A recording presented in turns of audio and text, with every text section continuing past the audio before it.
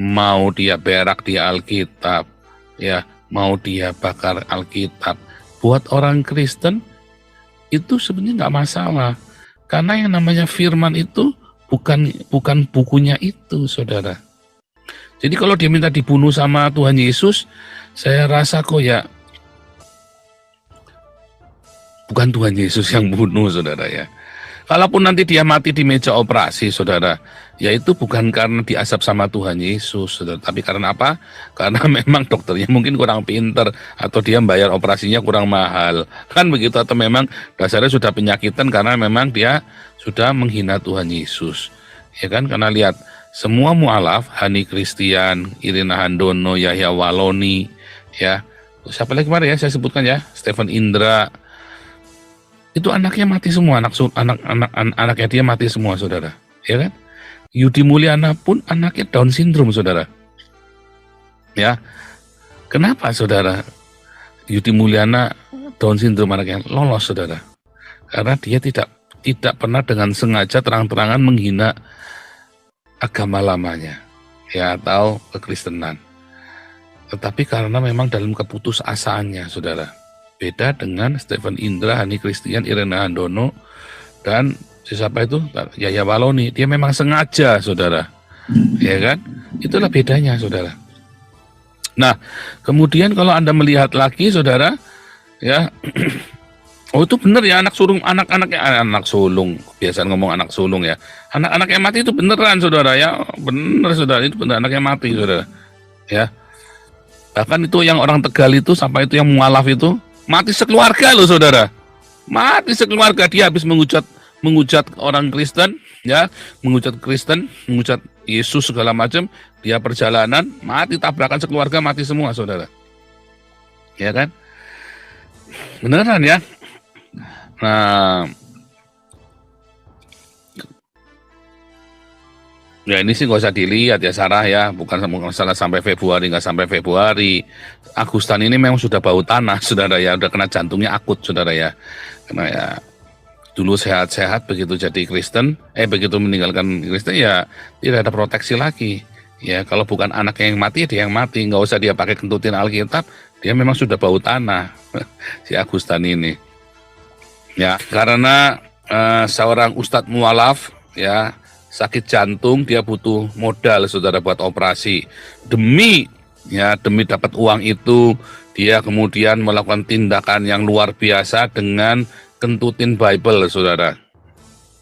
Sambil sumpah serapah, dia minta supaya dilaknat sama Tuhan Yesus. Ya, bahkan itu yang orang Tegal itu, sampai itu yang mualaf itu, mati sekeluarga loh, saudara. Mati sekeluarga, dia habis menghujat orang Kristen, ya, menghujat Kristen, menghujat Yesus segala macam, dia perjalanan, mati tabrakan sekeluarga, mati semua, saudara. Yesus pun didoakan sama Tuhan Yesus. Beda dengan orang yang memaki-maki Muhammad ya, pancung dia, katanya Muhammad kan. Tapi orang-orang bahkan sudah menyalibkan Yesus, Yesus bilang apa, saudara? Ampunilah mereka, saudara. Apalagi cuma ngentutin Bible, iya kan? Iya kan? Kita tunjukkan kita mengasihi Agustan, saudara. Kita tidak menghalalkan darahnya. Benar nggak, saudara?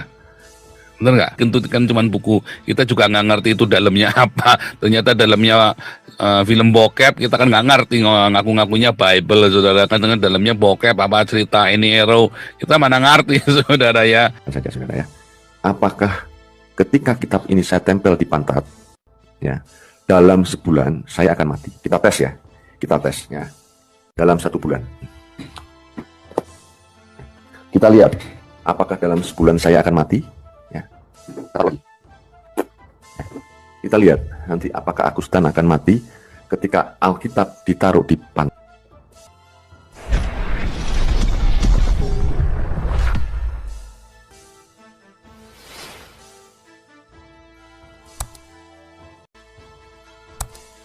Ya, ini luar biasa nih, hari ini kita punya kabar ya. Jokowi minta maaf, Ustadz mualaf kentuti Bible. Luar biasa, saudara ya. Ini merupakan satu terobosan ya buat baru kali ini ya, Jokowi minta maaf ya atas segala tindakan-tindakan Seperti yang sudah kita bahas dulu ya, tapi nanti saya jelaskan satu-satu ya. Tapi ada isu yang lebih menarik ya, karena seorang ustadz mualaf ya sakit jantung, dia butuh modal saudara buat operasi.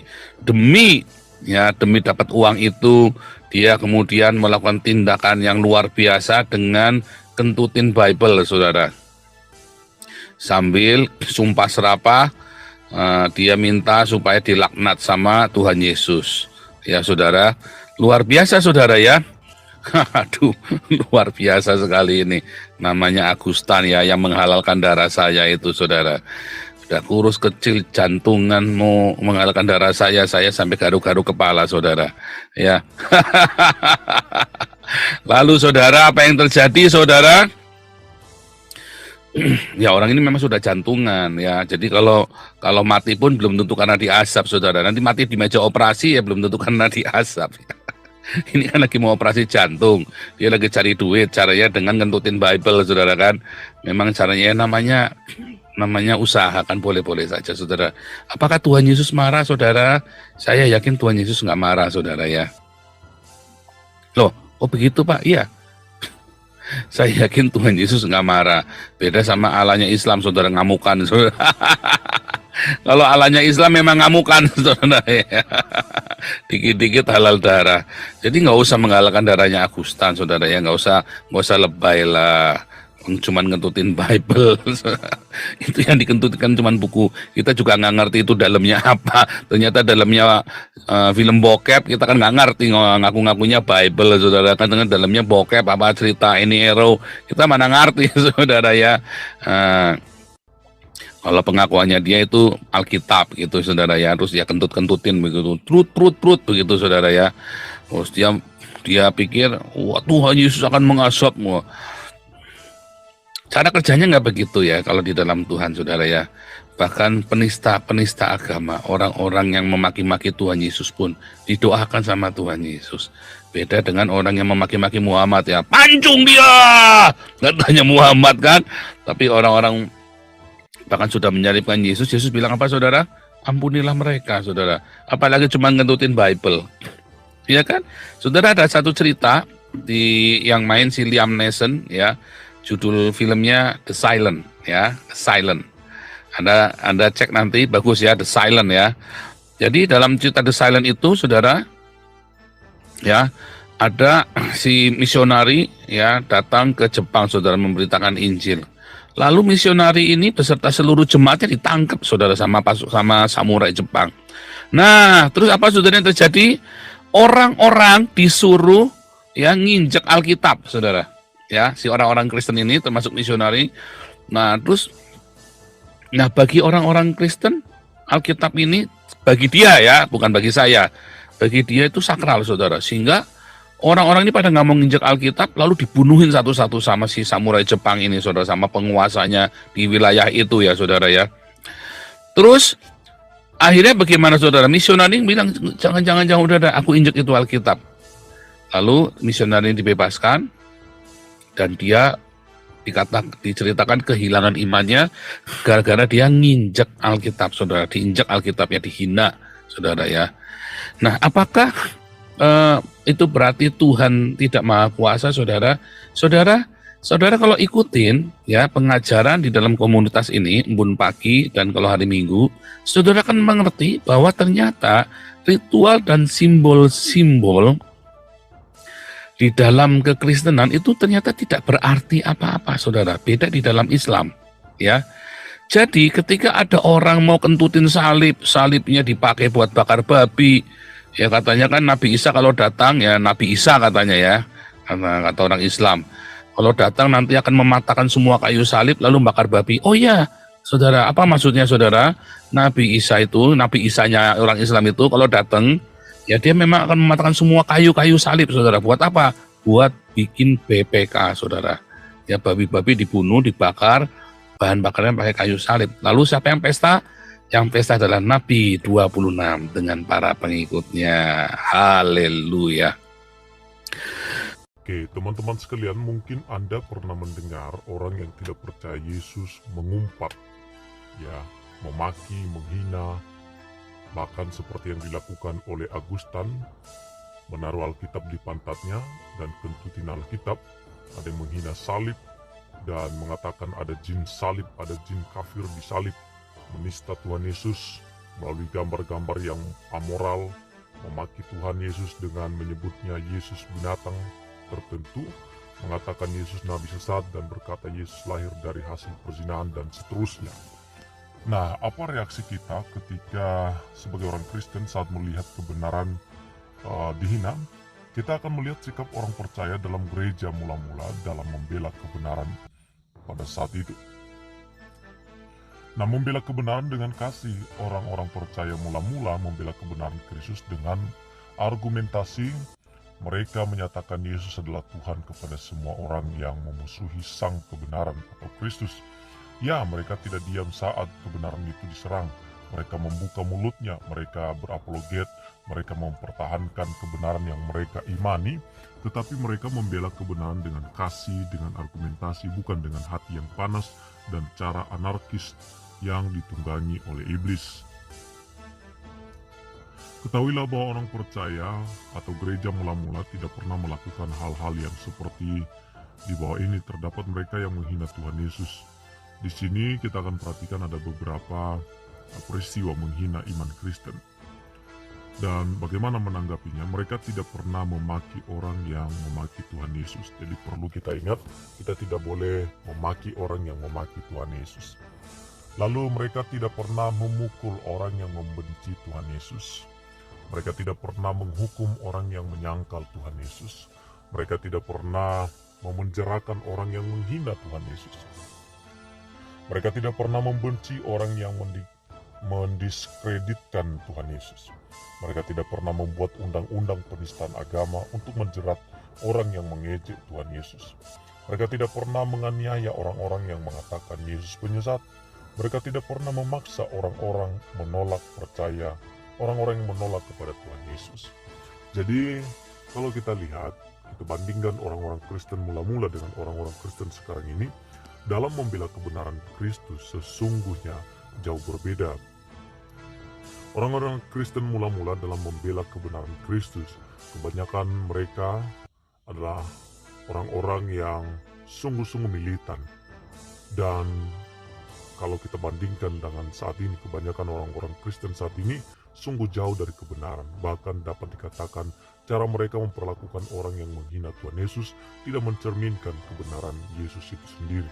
Karena itu siapapun yang mengaku dirinya Kristen tetap melakukan apa yang tidak dilakukan oleh orang-orang Kristen mula-mula. Artinya orang-orang yang mengakui atau mengaku Kristen itu bukanlah orang Kristen seperti jemaat mula-mula.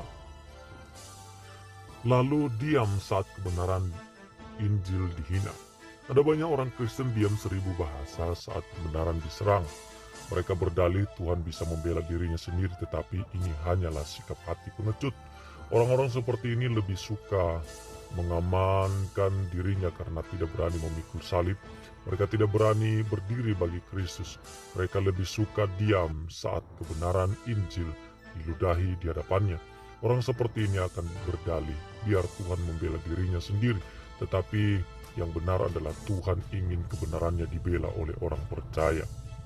Orang Kristen harus bersikap seperti Paulus dalam hal membela kebenaran.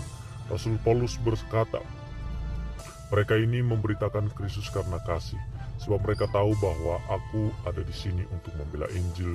Filipi 1 ayat 16. Rasul Paulus membela Injil Kristus, kebenaran dari inti iman Kristen, dibela oleh orang-orang yang sudah berada di dalam kebenaran. Para nabi, para rasul, dan orang-orang percaya mula-mula membela kebenaran Injil mereka berapologet.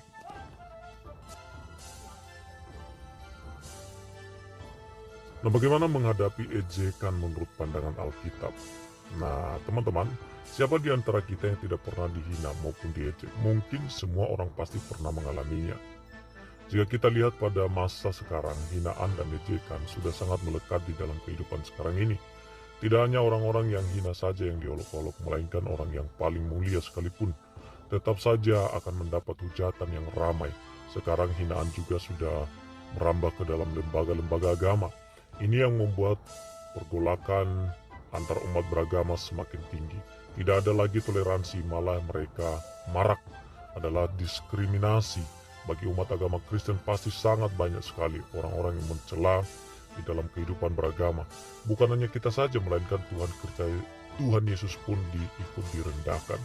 Hinaan atau ejekan dilemparkan dengan tujuan untuk menjatuhkan mental atau merendahkan harga diri seseorang. Banyak orang yang merasa jatuh, emosi, dongkol ketika mereka dihina. Orang-orang yang mendapat hujatan biasanya adalah orang-orang yang lemah, bodoh, yang berbeda dari orang-orang pada umumnya. Ini yang membuat banyak sekali mental orang hancur karena sebuah olokan. Bukan hanya itu, mereka kadang juga memasang dendam kepada mereka yang telah menghinanya. Tentunya dendam tidak dibenarkan menurut pandangan Alkitab. Lantas bagaimana kita harus menghadapinya? Untuk kali ini kita akan membahas dan mengulasnya menurut pandangan Alkitab. Yang pertama, mengetahui bahwa kehidupan orang Kristen akan selalu mendapat banyak hinaan. Matius 10 ayat 22 mengatakan, "Dan kamu akan dibenci semua orang oleh karena namaku, tetapi orang yang bertahan sampai pada kesudahannya akan selamat." Inilah kehidupan orang Kristen, mereka akan dibenci oleh semua orang. Orang yang akan memandang rendah kita dan berusaha menjatuhkan kita akan diuji bukan oleh Tuhan tetapi oleh manusia sendiri. Kita harus siap menghadapi kenyataan bahwa kita akan dibenci oleh dunia dan akan dihujat oleh dunia. Namun ingat, orang yang bertahan sampai akhir ia akan beroleh keselamatan. Roma 8 ayat 36. Seperti ada tertulis, oleh karena engkau kami ada dalam bahaya maut, sepanjang hari kami telah dianggap sebagai domba-domba sembelihan. Yang kedua, meneguhkan iman dan menyambut indah hinaan. Lukas 6 ayat 22, berbahagialah kamu jika karena anak manusia orang membenci kamu, dan jika mereka mengucilkan kamu dan mencela kamu, serta menolak namamu sebagai sesuatu yang jahat. Oke, berbahagialah akan iman kita jika kamu orang percaya yang sudah pasti banyak orang yang akan mulai menjatuhkanmu. Untuk itu Alkitab mengajarkan bahwa kita harus berbahagia akannya. Karena orang yang menghina kita sudah pasti akan bosan karena kita tidak merespon dia seperti apa yang dia inginkan. Lalu yang ketiga, jangan menyimpan perkataan mereka di dalam hati. Amsal 12 ayat 16, bodohlah yang menyatakan sakit hatinya ketika itu juga, tetapi bijak yang mengabaikan cemooh. Mengabaikan perkataan orang-orang yang menjatuhkan, kita tidak perlu menganggapnya terlalu serius. Jika perkataan mereka menjatuhkan, buanglah itu semua. Namun jika itu membangun, terimalah dan jadikanlah semua pelajaran. Yang keempat, yaitu berdoa dan bersyukur. Kolose 4 ayat 2, bertekunlah dalam doa dan dalam pada itu berjaga-jagalah sambil mengucap syukur. Yang kelima, memaafkan. Oke teman-teman, sekian dan terima kasih. Sampai ketemu lagi di konten kami selanjutnya.